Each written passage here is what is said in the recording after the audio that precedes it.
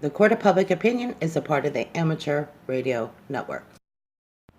If you would like to become a member of the Court of Public Opinion, please sign up and sign in to our chat wing and join the conversation. We would like to hear your feedback. If you would like to email us at mossyrosefield@gmail.com and like us at Facebook.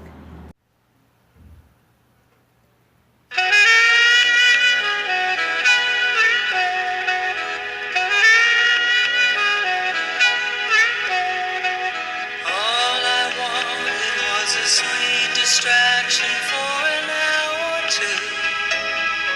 Had no intention to do the things we've done. Funny how it always goes with love. When you don't look, you find. But then we're two of a kind. We move as one. We're an all-time high. We'll change all that's gone before, doing so much more than falling in love. On an all-time high, we'll take all the world and wait. So hold on tight, let the flight begin. I don't want to waste a waking moment. I don't want to sleep. I'm in so strong and so deep, and so are you. In my time I've said these words before, but now I realize my heart was telling me lies. For you they're true. We're an all-time high. We'll change all that's gone before, doing so much more than falling in love. On an all-time high, we'll take on the world and win. So hold on tight, let the flight begin. So hold on tight, let the flight begin. We're an all-time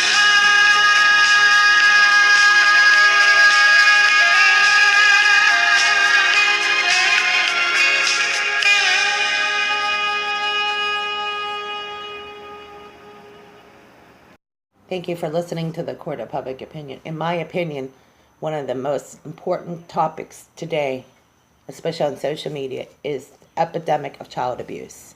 And we're not ignorant of what has occurred and the facts on child abuse. I would go as far as abuse and violence altogether, but here are some of the stats. Every 2 seconds, child is abused. 5 out of 6 are child abuse are unreported. Yes. 1 in 7 incidents of child abuse perpetrated by juveniles occur on school days. Sexual abuse allegations in the Catholic Church, there's a chart there. I will tie even domestic violence regarding men and women, and here's another report, and this is 1 in 3 experience physical violence, and the health risk and what it costs in the country of Australia. Okay, so you may have heard about Wieners. One sexting victim was 15 years old, and this is from Kellyanne Conway. And mainstream news has covered topics on this, and we'll just let the tape roll here, because it is quite alarming how many offenders abuse and children. What makes it worse is in their lifetime, statistically, they will molest up to 200 children on average. Homosexual prostitution inquiry ensnares VIPs with Reagan and the Bush administration. This was in 1989. And then, of course, do you want to get into wrestling propelled Hazard's career and provided opportunity to abuse children? That's not a hard one. Anywhere there's children, there seems like sexual abuse. Did gay blackmail scandal bring down the Pope? I'm sure. Oh my. Yep. Who knows? Oh yeah, this is what's out there. These are just a few articles, and then WikiLeaks on the Catholic Church sexual abuse scandal. And of course Bernard Law, who was one time the most powerful Catholic in the world. Well, next to the Pope. And then the Pope, and I just don't know how the Pope arrived to 2% of Catholic clergy are child abuse they're child abuse molesters, child molesters. And of course Hollywood, and people that often talk about what's going on in Hollywood. I'm going to take the red pill here in a moment. I don't know if I want to go down that rabbit hole, and then more reports of child abuse. I don't know. A lot of people will go down. We'll discuss a lot, and I don't know that we can go down the rabbit hole because I'm not going to cover a whole lot more on it. But it's real. I want to start with the first post about 5 of the 6 child abuse reports are not it's underreported. Absolutely, without a doubt. That's whether it's at school, at home, in a foster care situation, etc. You could go on and on. Anywhere there's kids, I would just assume one of those kids have been sexually abused or abused. Okay?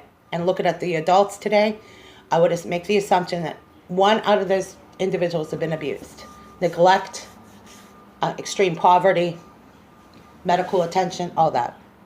It's a frightening number.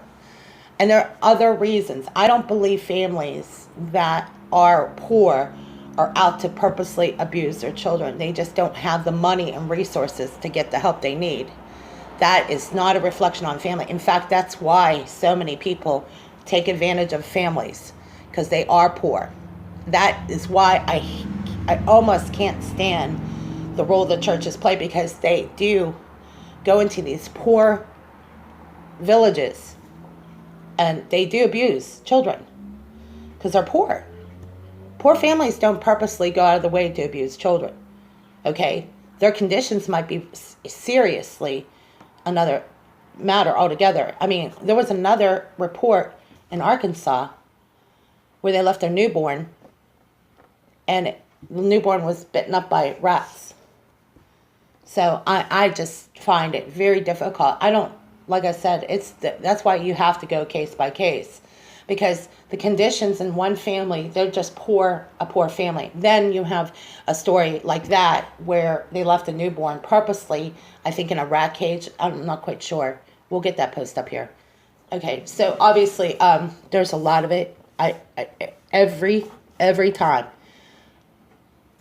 I ran into a situation or walked into it, literally people walked into this one, and this happens on a regular basis. If you go down to any bus stop in any city, and I've seen it unfortunately too many times, and I would go and talk to the bus driver. A lot of people say, well, just mind your own business. It's not your business. You gotta go do your own thing. Well, that's the way they deal with things. We're not like that, and we're not going to be like that. We were going up into the bus, and I was right behind the lady who was getting up on the bus, and she was yanking her little boy's arm. He had to be, I don't know, maybe 2.5, 3. And you could see his arm was literally almost pulled out of a socket. I was beside myself, actually, because I was behind her.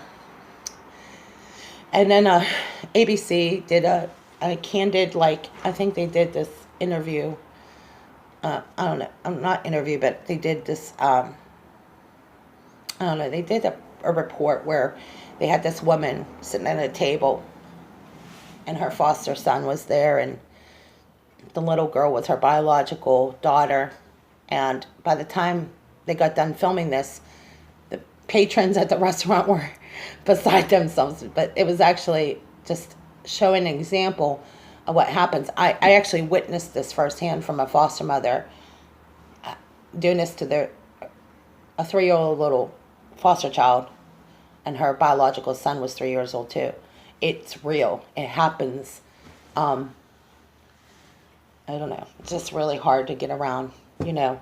That's why secondary victims are important. When I say secondary victims, I look at some of them who have been personally affected by witnessing abuse and lived through it to talk about it, and they are important. Okay, so, and there was a couple other events and situations that you walk into. My next door neighbor, this is in 2007, I was walking in and out of the porch, and I heard this screaming, and she was dunking her little boy. I thought they were playing at first, and then she kept him down in the water, and I just wigged out, called the police, and it was just a really, really hard thing to listen to him struggle. I also walked in on another situation last year where I was going to the bus, and again going to a courthouse, and had to go to court. And this woman is walking down the stroller. Now, there's nothing wrong with moms going to the stroller. What was different about this is that, again, she was violently cussing him out, screaming. Okay, that was really hard to watch. You know, adults are adults. You know, we're big people. We're older. We can handle a debate. We can even handle sometimes, you know, back and forth. Sometimes I've overlooked that. You know, some people have hearing problems or, you know, just had bad experiences. And I wish we could have been different about how we approached some of the stories. And I don't ever be too hardened by this. But I know, thank God, there are people that will do something to change it. And reporting it is huge. Okay? I think there's a lot more people that need to be open to that idea. And why we're working on this advocacy center is that, I just think it's too important. There's ways to get into the facts, the numbers, and statistics. I think that's really important. But I also want to offer an outlet. And there is a protest, and I think there are people that are activists, child abuse activism. I don't know. You don't need to go too far on a limb to not discuss child abuse. I think child abuse is one of those hard things that I just find it's very, very tough to talk about this. I don't know. I just try to be very careful about who we talk about what, and we want to respect the privacy of others, okay? So I can't go into too much detail because a lot of these cases, if they have gone to court, we can maybe even discuss it, but I'm very uncomfortable with what happened to a 15-year-old girl in the case of Anthony Weiner. He was a congressman. And, you know, it's exploitation of his power. And I don't have much else to say about it. I've said to you guys before, I don't have the head for this anymore. I can discuss it to a point, but I don't know what else to say. We've worked in women's shelters. It's very hard to get donations and help. And we've asked people to reach out to us and help us. They want to help everybody that reports it, but there's very little focus on helping victims recover. Unfortunately, it's one of those things that gets overlooked. And yeah, they think the government's going to help, and it's not the case. And we're tying domestic violence shelters and all that into it because I hear a lot of people that want to help people. They want to be activists, but unfortunately, it takes money, donations, and be there and help, you know, build more counseling centers, shelters, advocacy centers. Trey Gowdy had interviewed one of the child abuse advocates, and there's just no funding to help heal this nation when it comes to child abuse. I hear a lot of people, they're patting each other back. They've done a lot of great investigation. I have no problem with that. The focus needs to be on recovery and helping these families cope and being there to support it. Not for nothing, but, you know, I don't want to get into all this and not recognize that those advocacy centers need support. As much as people want to talk about the story itself, dealing with the after effects of it, the aftermath of these reports. I know a lot of you want justice, the greatest justice you can serve your community affected by poverty and abuse is reach out. Surround yourself around people that are trying to do something to change it. And I mean the families, the actual victims that are in the shelters right now that don't have financial support. I've seen people just say, well, I don't have any money to give you. Most of the people that are panhandling are the neglected and abused. They're not there panhandling because they want to. They're probably abuse survivors, okay, who have been traumatized. I'm very angered by the way some of us have been treated through this too, okay? You need us. You need the survivors. You need to talk to the survivors. You need to be you need to be surrounded around this. Yeah, I know you're irritated by somebody emailing you and talking about all this stuff. You got to focus your attention on who needs you right now. And these families need you. I know you listen to the comment section, people are, they're back and forth talking about stats and numbers and, oh, this is terrible, but let's get past that. I think we're beyond this discussion. We got to get beyond it. You got to focus on the real things that matter. The reason why most of you do these reports is because you want to see the reality. And you got to be able to get to those shelters and offer support, send money. A lot of the shelters, you can't get into the shelters. There's reasons why, for their safety, okay? That's why you offer support, you donations, food, clothes. All those things are so real. And, just because people leave and exit the programs, they need even just as much help and support. It takes a long time to recover, and some people don't recover very well. I do believe in peer support advocacy. I do. I think that peer support is vital for so many families. So I didn't want to go into that, but I think we're beyond the point of talking about statistics and numbers. I know that that's real, though. And I also see the way some people have a perception issue when it comes, they want to blame the victims. It's just a rabbit hole I don't want to go down. The whole reason, thank God for the victims, because they are there to tell you how it really is. And survivors like myself, I did not have a good experience, not one day, enduring child abuse. I did not. There's not one good memory. I could pretend or fake it anymore. Many of my friends in high school, people I knew in high school, they're like, you never gave anybody the impression. No, we hid it very well.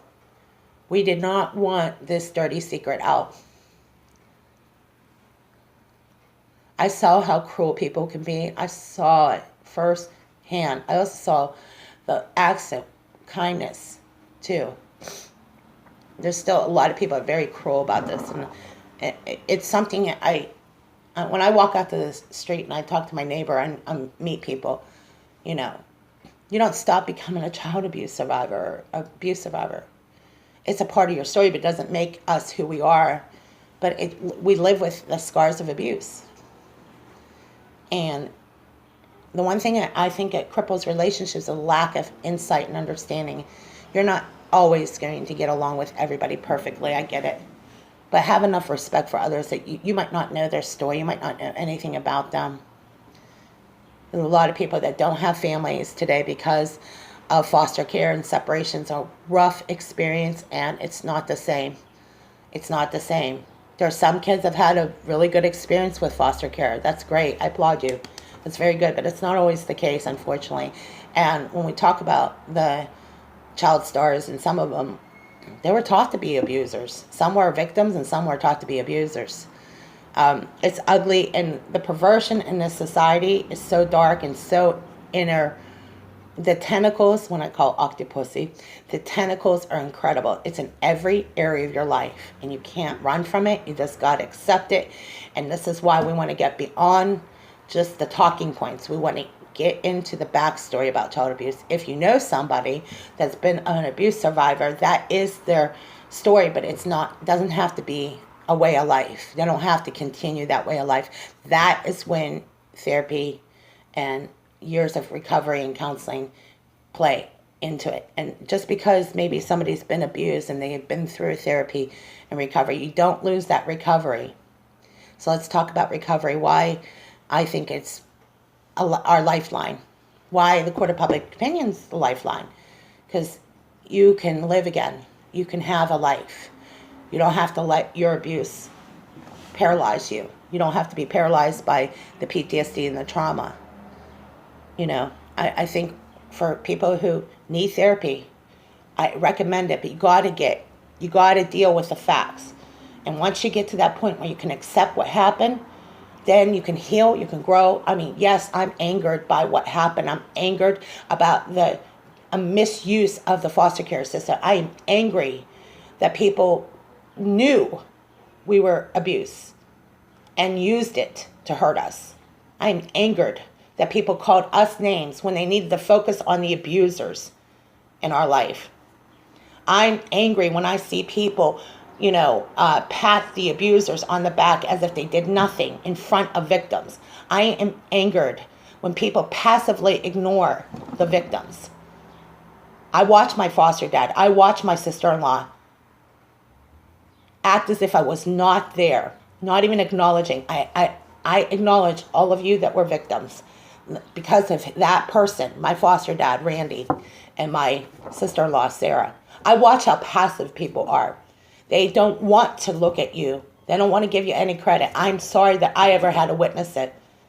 And those people are not in my life, and they won't be in my life, and it's okay. Because I don't want people like that. Today, I can choose the people that are going to be good for me and healthy for me. My foster dad grabbed me 4 weeks ago, and I'm 46 years old. Why now? Because men that can will abuse. And then he told me one time that, because he was a survivor. I'm like, that's not going to justify somebody to hit somebody or push them, be forceful. I'm sorry. I was so outraged that, as far as I'm concerned, if I pretend like this didn't happen, I'm not being true to myself and I'm not being honest. And that's what I heard from my friends back in high school. I talked to them. I had a heart-to-heart talk with them at my 25-year reunion. I was not prepared for that talk. They said, you just always try to keep yourself strong. I mean, I have never been more weak and vulnerable than to tell some of you what it's like to endure abuse today. And what it was like to look in the mirror and not know who that person was when I had those 2 black eyes. And what it was like when I was crawling out of that door. I'm outraged by the way people have abused the foster care system. I'm outraged the way they abused the PFA system. I should not have had to be abused over and over again when I'm sitting there screaming for help. I've had people say to me, well, why can't you get more welfare benefits? Because welfare doesn't fix these problems. I mean, I have to tell you, I've reached out to churches, we reached out to people, and they said, well, we just don't have the funds. We can't help you. Or they'll give us a small bag of canned goods. And that's the best they can do. That's what is really going on. So when you go to the church and you're struggling to survive an abusive home, and they say, well, we only have like a bag of a bag of canned goods. That's as good as it's going to get. I was told, I went to another church event, and my brother told me that I wasn't dressed enough. I was just assaulted so bad.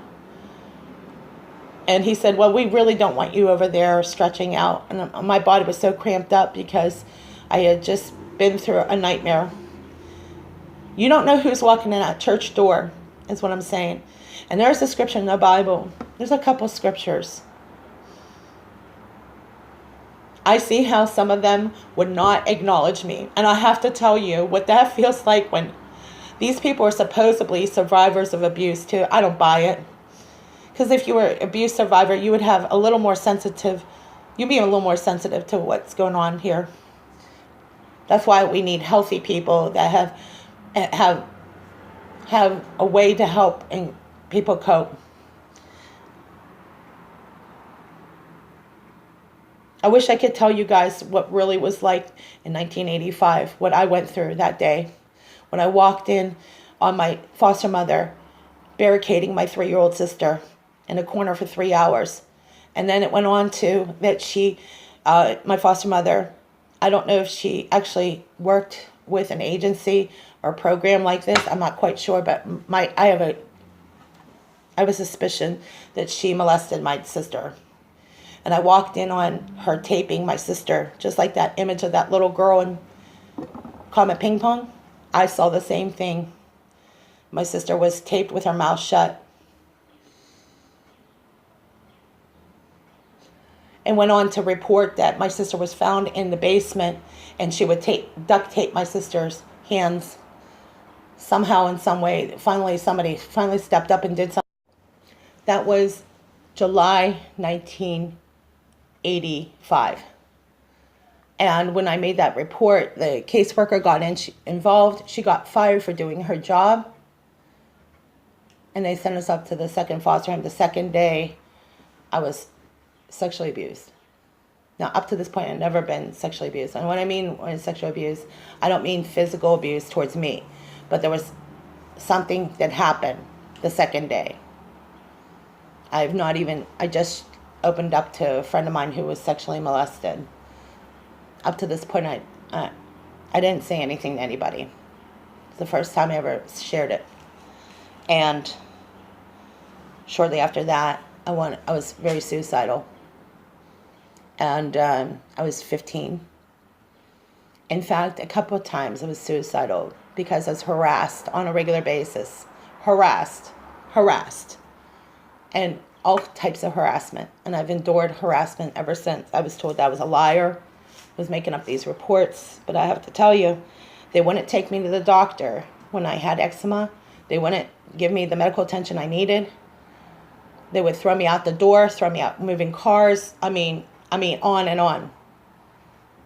And when I say that abuse is not just one people, it could be many people you would not think of. And they didn't care. They did not care. And I'm sorry that they didn't. I'm saddened by that. And I've heard them, you're going to be a victim the rest of your life. Or, if you didn't have the victim mentality, maybe you wouldn't be abused. That's ridiculous. No one ever asked for abuse. So I'm angered and outraged at the attitudes and opinions. And I'm not afraid to tell you guys. I don't want nothing to do with some of the people that are associated with these people. They can pat those people on the back and go to their parties. And it just seems like the same people that don't get invited to the family parties and events are the same people that have been abused. It's just obvious.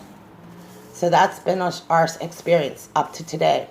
They still harass, they still abuse, they're not going to stop. They congratulate each other. They're rooting for each other. That's how it is, okay? That's what happens when you come from a long line of family and dysfunction and abuse. They don't know how to take care of their own. They leave it up for the government to help them. That's not how it works. How you take care of your family is you take out money out of your own pocket and you don't have any agenda. No, I told my sister, I was like, I need that money back because I'm broke. But that's a different story. But I've heard everything like, well, you shouldn't be giving anybody money. You don't have money. Or, there's just so many catches. No matter what you try to do, I say up, they say down. I grew up this way, and it's hard to live that way. And you're not ever going to grow and be healthy around controlling people. It's just the way it is. The only way to recognize that it's out of my control. I can't control those people. I can do a lot with my life. I can be a better person. I can reach out and help somebody. I can. But I have to know my limits. I have to know when I can and can't do. I know that I cannot be around people who have abused their time with me. I've reached out. I've tried to be kind, nice. It's not about that. I don't want to be around them anymore. I've heard everything like, well, he's really been a great man. I know somebody in our community or someone in the community not very far from us, he adopted some kids and everything's great. But you know what? You're really a reflection of your parents. I really believe if you're raised to be kind and considerate of others, you're going to go out of your way to be kind and considerate of others. There's just some people you just will not get along with. And this person in particular to me was just, didn't matter who he was, status and all that stuff does not matter. People matter. And on the other side of it, I know somebody that's very popular and for good reason, who adopted a daughter, or actually adopted 2 kids, and he's a very good dad. In fact, he loves his kids. And he's very good with people in the public. So, you can look at both sides of this issue. I look at the same thing with child abuse survivors. It's up to them to decide what direction they're going to take. Are they going to live better, live again? Because that's the decision we all have to make today. Today we choose to live a better life. We choose to advocate for victims and survivors. Today we choose the peer advocacy, because we know it's as important to us to recover, and reaching out is the best way to heal. Become a volunteer advocate for the abuse. Be a voice. And I'm going to follow it with this. I hope that all of you have a great, wonderful weekend. Obviously, this is a tough, when it comes to the shroud of secrecy, whether somebody adopts or fosters children and they can abuse children, that's one thing. But I've been around people that don't shroud themselves and do the good duty and help people. They do it because they love people. They help people because they want to. They don't abuse people. They don't make it a way of life to attack somebody. I don't speak for all victims. I only speak for someone like myself that has survived foster care and abuse. I do believe that you have a chance every day to take a step of faith and do the best you can, and that's all we can do. Thank you for listening.